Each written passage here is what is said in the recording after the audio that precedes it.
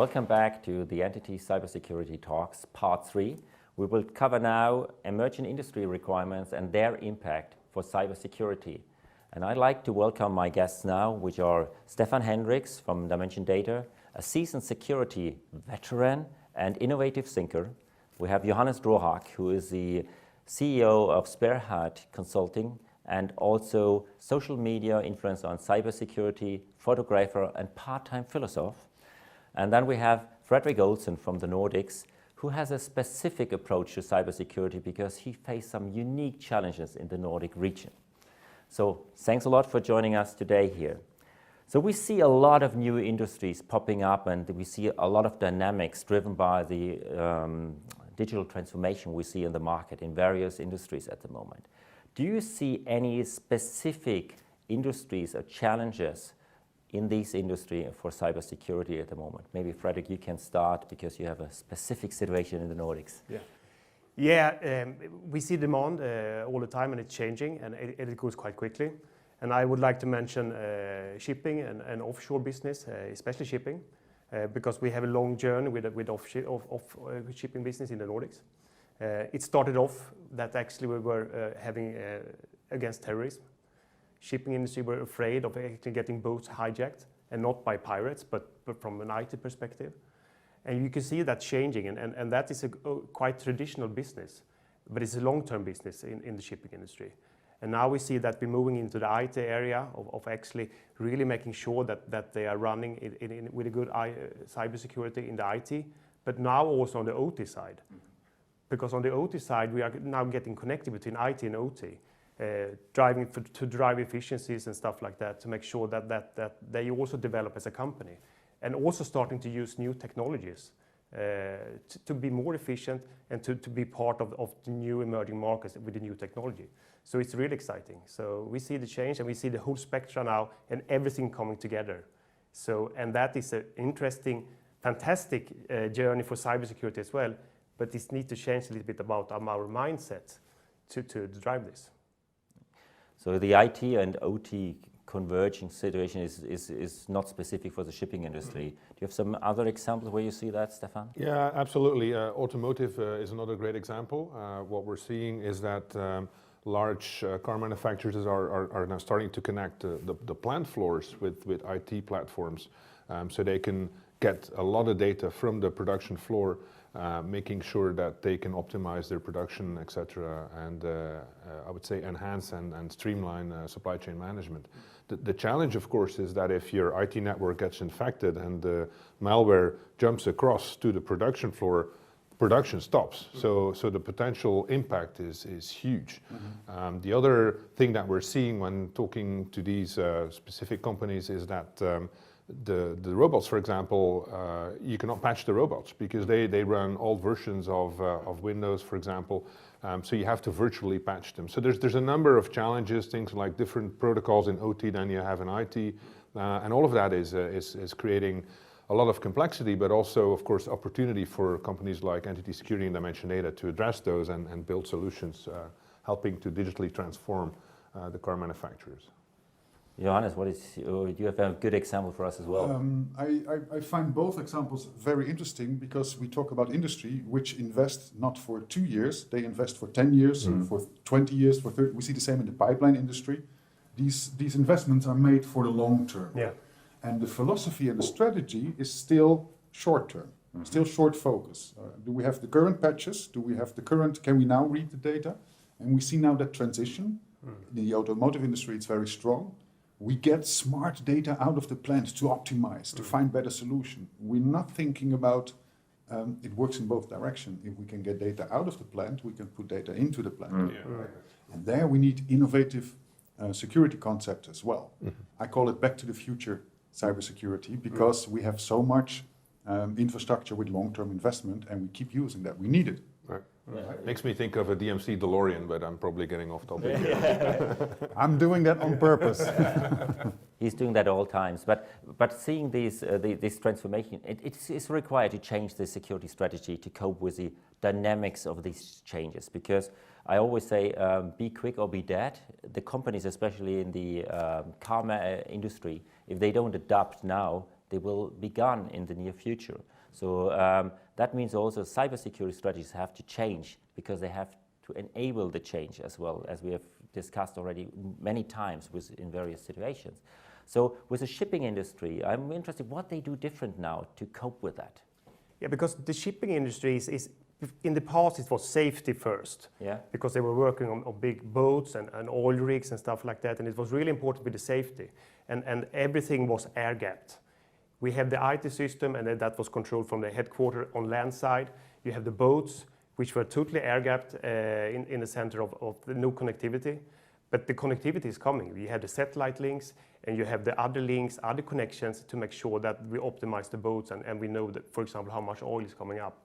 And the change is now is that this goes, we are now connecting everything. And you could imagine what will happen if someone could take control of a boat near an offshore oil center or hijack it from an IT perspective. It could cause massive damages. Yeah. So and now the shipping industry is really picking this up. They are making sure that they are focusing on the IT infrastructure, but also on the OT infrastructure. So they are making sure that we are checking what's going on in IT, but also in OT, and that nothing comes out from it, or it's very controlled manner. And that's quite impressive to see in that industry, because it's an old traditional industry that really tried taking the leaps now to be really strong in cybersecurity. So if I can make the analogy back to the car industry, because there's a very interesting similarity there. Up till very recently, car manufacturers produced cars, and then the car was sold and it left the ecosystem because it, disappeared into the field, so to say, right? So there was no longer a connectivity between the manufacturer and the car. That is completely changing now, of course. And with self-driving cars, I think you'll see a situation where the cybersecurity of the self-driving car becomes a very important sales element as well. If I have a choice between two non-secure self-driving cars and a secure one, exactly. I know which one I'll take. For sure. So it's becoming a competitive weapon as well in the car industry. Again, by this universal connectivity, and with 5G arriving, of course, every car will be connected, and security will be an intrinsic, mandatory part of that value proposition that the car manufacturer is taking to market. So a lot of digital transformation there as well, Kai. But for me, it's also important to understand what an IT is and what the OT is, because it's totally different for an organization, if it's car or if it's in shipping industry or any other industry. Because IT is created for information, massively, a lot of information that you could take good decision on. OT is totally different because that is based on a process. You should do something with it. And the teams on the IT side and the OT side are totally different teams. And the protocols are not the same, the devices are not the same, but there are similarities. But you touch a good point, and maybe, Johannes, that's a little bit your home turf as well, because we talk about different teams and different people. Yes. Do we have an issue on that side as well in this industry? We do have an issue, and that already starts with the budgeting, because the people in the OT market work, in most cases, 24/7. And the people in the IT area work normal shifts, to put it like that. Depends on what you do. But the 24/7, the 5 shifts per week, require that the OT support is running in the same shift pattern. And hardly any organization is scheduling and budgeting a cybersecurity expertise for that 24/7, 5 to 6 shifts per week production pattern. So what happens, the maintenance person, who is a specialist for the machine, and he can really take out the last percentage of performance, is also responsible for the cybersecurity. That's a different skill set. So we don't have the experts in the OT team, and we have them in the IT team, but we're not making sure that they are they become one team at the end. Exactly. Yeah. And it starts with the thinking, with the executives, with the budgeting, with the whole package, and that's what we need to work on. I think that's where we can, make the bridge, because we have, of course, managed security services 24/7 in the IT space, and we're now getting into the OT space as well with MSS for OT, right? Exactly. So I think we can solve that problem for a lot of clients, but it's a very valid point. Yeah. That's a very good approach when you say we have a package that we can make sure that you don't need the cybersecurity expert in the blue man on the shop floor. We can deliver that service for you whenever you produce and wherever you produce. And I think that is going to be the solution towards that. And then we have I agree. a lot of problems solved. Yeah. And I agree, because it's important that the companies are taking control of this, that they're making sure they know their assets, even if they're an IT and OT. It's making sure that there is one person responsible and making sure that the teams are working together, because that would be the long-term solution for it, because they cannot be divided. I think that's a good point here, and we see a lot of dynamics and changes. I think that the key is always that the companies understand that they have to adapt to this new challenge and adapt not only technology-wise but also organizational, procedure-wise, and also people-wise. Because thinking about the banking industry, we're in a transformation. They have to open up. They have never done that before, etc. But we're nearly at the end of the session, so I want to have one quick statement from each of you about how do you see, what will be the next emerging industry that will be mainly disrupted by new cybersecurity challenges? What would be your bet, Stefan? Well, I think everyone's already disrupted from a vertical perspective, but I think some segments will be hyper disrupted. When thinking, you mentioned finance, I think the whole blockchain revolution will dramatically change the landscape, because all the currency going digital, all the transactions and the clearing and settlement going digital, going blockchain based, is going to create a massive cyber challenge for the key management, because if I can access the blockchain, I can make modifications and I can walk away with digital currency, so you have to protect the key access as well. So a lot of challenges in the finance space, which historically for Dimension Data has been a very important segment, and we'll see a lot of great new things there in the next couple of years. Good. Johannes, you're not allowed to say finance sector now. What is your My take is going to be blockchain itself. Blockchain itself is going to be very disrupted, because on the one hand we say it's hyper secure, but as mentioned, the endpoints and the infrastructure are the critical and the weakest link. So that is going to be a lot of change. Scalability, energy consumption of blockchain, it's almost criminal. So that has to be, no, I said almost, it's criminal. It's criminal. That has to be changed. That is going to be the biggest disruption. So the disruptor itself will be disrupted. That's my prediction. Yeah. Good point. I agree. Frederick.